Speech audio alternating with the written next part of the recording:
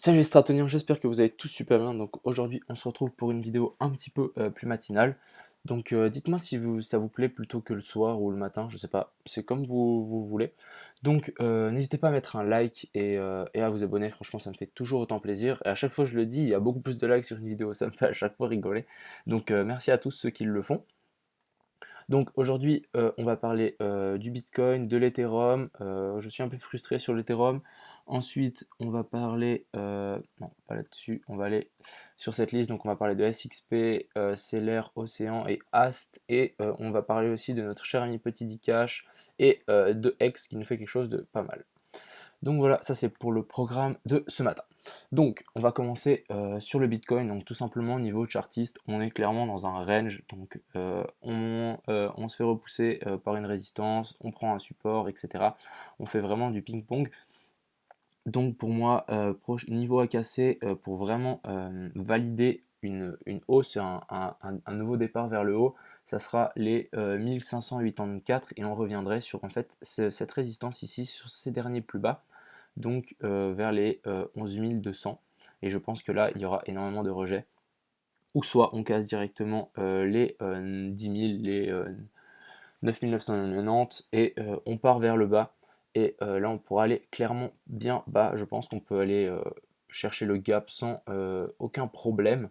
Déjà des 3000, des 9600 si je dis pas de bêtises. Et puis si on regarde en weekly, on pourrait revenir sur cette zone, ici la zone des 9000 tout simplement, vous voyez on a eu pas mal de zones de confluence ici, et puis vraiment si ça lâche, bah, on pourrait encore descendre encore plus bas ici sur les 7000 etc. On peut aller je pense très très bas, parce que il y a énormément de gens qui sont entrés ici, c'est un gros piège, il y a eu le bull run, maintenant le cours est totalement manipulé, donc en vrai les baleines, qu'est-ce qu'elles veulent maintenant? Elles veulent un bitcoin moins cher sans doute, et piéger beaucoup de gens, donc là les market makers ils peuvent pousser dans le beurre à mon avis, il y a plein de stops à aller chercher, vu qu'on est monté quand même vachement droit. Donc ça c'était pour notre cher Bitcoin. Ici on peut bien voir que on est vraiment en train de faire une zone de consolidation. Ce qui me fait un peu penser, ça me fait aussi un peu penser à ça. Donc je sais pas si vous aussi, mais à ça. Vous voyez?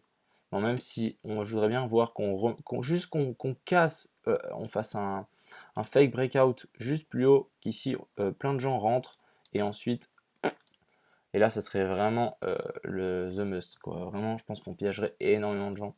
Donc, attention, on peut très bien faire une petite jambe haussière. Et ce que je voudrais vraiment voir, c'est une jambe haussière qui monte jusqu'au vers les 11 200 pour ensuite partir. Ça me ferait vraiment quelque chose de semblable à ici. Donc, c'est très bearish pour moi le Bitcoin. On va juste passer ici sur mon petit scénario. Donc ce petit scénario ici qui prévoit la 4 qui est déjà faite, on descend vers la 5. Donc vraiment ici le Bitcoin, vous voyez qu'il a vraiment du mal à pousser. Les boules ont vraiment du mal. Il pousse, ça descend, il pousse d'un coup et ensuite bah, ça redescend violemment. Donc ici ils ont réussi à instaurer un petit canal haussier. J'étais là, ah yes ça va péter. Et en fait non, on se fait encore repousser. Donc attention. Donc vous voyez, si on regarde mon deuxième scénario, ce serait vraiment ça que je disais avant, c'est qu'on vraiment on rebondisse et qu'on vienne chercher cette EMA 200 plus ces derniers plus bas. Ce serait quelque chose de vraiment optimal, donc vraiment revenir sur ces 0,5 de Fibo. Ensuite, on va parler sur l'Ethereum, que j'ai raté le short, ça m'a vraiment énervé quand j'ai vu cette bougie ce matin. Parce que hier, vous voyez, j'ai mis des alarmes. Hier, j'étais en mode ouais, vas-y. On avait fait cette bougie et on était là-haut. Je me suis dit ouais, vas-y, j'ouvre un short un poil plus haut et en fait, on n'est pas revenu. On a direct corrigé vers le bas et ça m'énervait parce que j'avais mis un gros levier et ça aurait passé de ouf. Donc j'aurais pris avec un levier 75. Ouais, j'aurais pris quelque chose comme un 400%. Ça aurait été vraiment pas mal. Malheureusement, j'ai raté cela. Il y en aura d'autres. Bon, pour l'instant, on est en train vous voyez, on a eu une belle bougie rouge et maintenant on est en train de stabiliser sur les derniers plus hauts. C'était vraiment propice. Je vais d'ailleurs enlever mes alarmes. Hop, c'était juste pour indiquer quand mon short allait être pris. Hop, hop. D'ailleurs, il faut que j'aille enlever l'ordre sur Binance. Donc, ici, pourquoi j'ai shorté cette zone? Je pense que c'est assez intéressant. Tout simplement, le RSI ici, il était revenu sur les 57, donc il avait fait vraiment zone, vous voyez ici rebond, ici rebond. C'était vraiment pas mal, le RSI était bien placé. Niveau chartiste, qu'est-ce qu'on avait? On avait une super baisse qu'on avait cassée, on avait fait une super résistance. Ici sur les 373, donc ici on a fait support, support, support, ici on a fait support, ensuite on casse, on vient bien bas, on retrace, et maintenant on fait résistance dessus. En plus il y avait les 0,382 qu'on est venu juste mécher, donc c'était vraiment parfait. J'aurais dû placer mon ordre à l'avance sur les 0,382 et j'aurais été pris. De plus, on avait cette EMA 200 qui agit super bien sur l'Ethereum. Donc ici, vous voyez, on a fait support, ici on fait résistance. Donc c'est quelque chose à vraiment prendre en compte, c'est vraiment une résistance organique.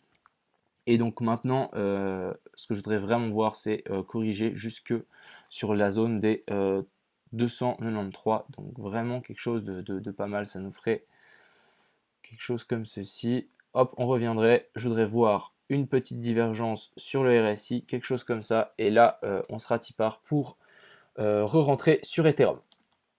Donc voilà, ça c'est le plan de match si ça descend pas plus bas. Donc tout simplement un peu frustré. C'est normal, ça arrive. Ensuite, on va parler de Dcash. Donc Dcash, il est, sans doute vous allez dire le mot mort, mais pas du tout. Donc ici, on a eu une news et boum, qu'est-ce qui s'est passé? Gros pump. Et là, maintenant, on est en train de faire un peu une consolidation. Franchement, je suis vraiment étonné de la communauté de Dcash parce que on aurait pu aller beaucoup plus bas.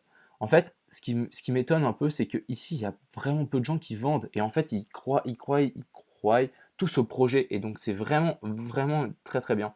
Donc, ce que je disais, c'est que il y a beaucoup de gens qui me disent ouais, mais ça va jamais monter, c'est long, etc. Oui, parce qu'il est en plein développement, c'est encore rien passé. Donc le prix n'est même pas représentatif de ce que Dcash est.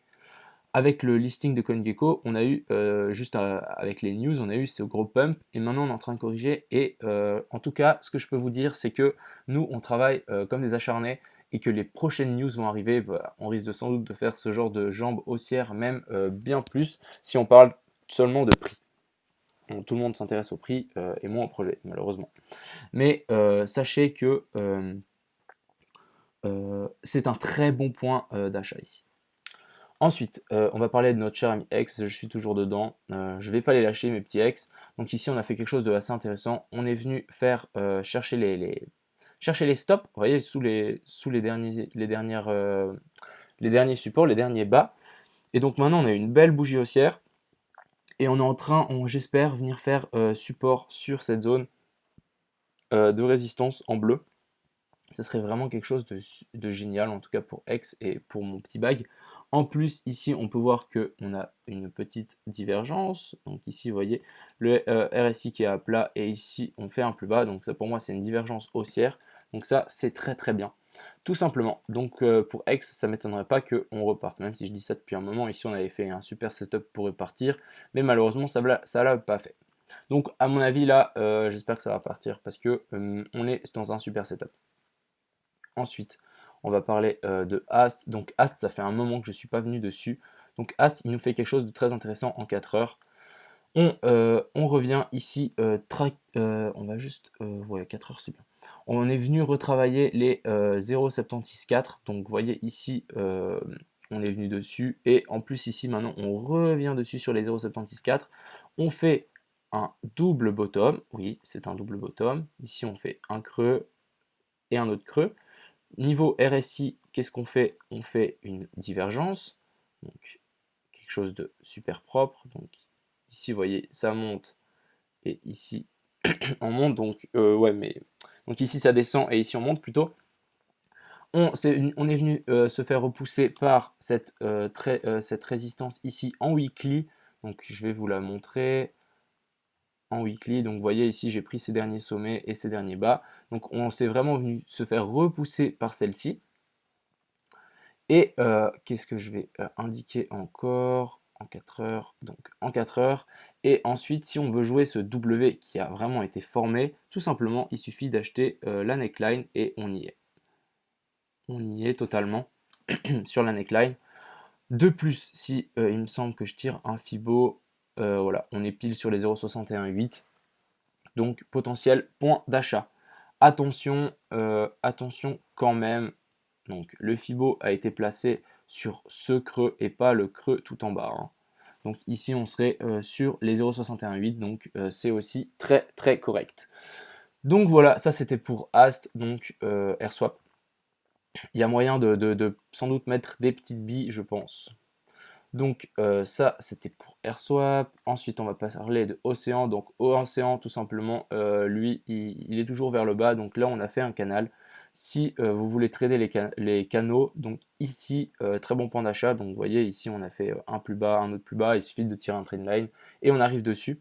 Donc il y a peut-être moyen de faire quelque chose comme ceci et mettre un stop très serré, hein.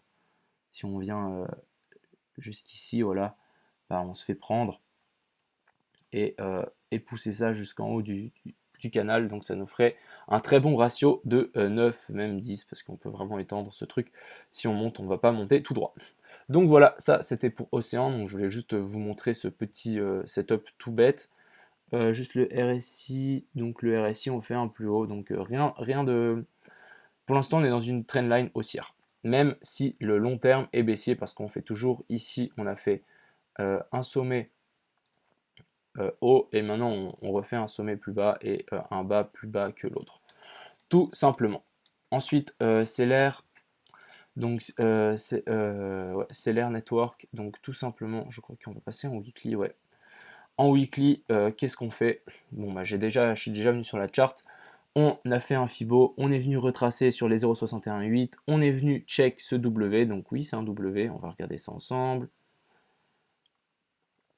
Donc ici, on peut voir qu'il y a une grosse divergence comme ceci, tout simplement. Et puis ici, on a fait un plus petit W. Même si on fait un creux plus bas, pour moi, ça compte. Par contre, juste si on fait un creux plus bas, donc j'aurais bien voulu voir le RSI qui nous fasse un creux plus haut que celui-là. Sauf qu'on est venu plus bas, donc ça m'embête un petit peu. Mais niveau long terme, on est clairement dans une grosse divergence. Donc on va dire que ça compense. Il faut vraiment être... C'est vraiment approximatif de toute façon le trading. Donc, et être précis en même temps, c'est un peu spécial. Donc ici, vous voyez, en daily, on est vraiment revenu pile sur les 0,618 et sur cette EMA 200. Donc très très propre pour Seller. Pourquoi pas placer des petites billes dedans. Et ensuite, XXP, SXP, punaise, je me trompe à chaque fois. SXP, donc SXP, qu'est-ce qui nous fait? Bon, on est l'impression, pour moi, on est dans un gros, on est dans un petit range. Donc ici, entre les 18 461 Satoshi et les 15 000 Satoshi. Donc tout simplement, là on est en train de baisser, ça ne m'étonnerait pas qu'on revienne sur ce bas pour ensuite repartir. En plus on est sur les 0,764, grosse résistance à passer, ça sera ici, ça sera les 20 000 Satoshi. Ça serait vraiment quelque chose de génial qu'on puisse la repasser. Il y a cette EMA 200 à passer, il y a cette grosse résistance en 4 heures, il y a les 0,618. Oui, il y a du people ici qui vont short, ça je peux vous le dire, donc ça risque d'être chaud à casser, mais je pense que c'est la target pour SXP.